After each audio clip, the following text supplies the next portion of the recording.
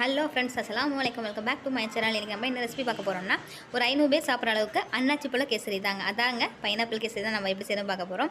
First ஒரு வட்டகம் எடுத்துக்கலாம். எடுத்துகிட்டு அதில் ரீஃபண்ட் ஆயில் இருக்கு இல்லையா, அதை ஊற்றிக்கலாம். ஊற்றிட்டு அது கூட முந்திரி பருப்பு, கிஸ்மிஸ் பழம் போட்டு நல்லா வதக்கிடுங்க.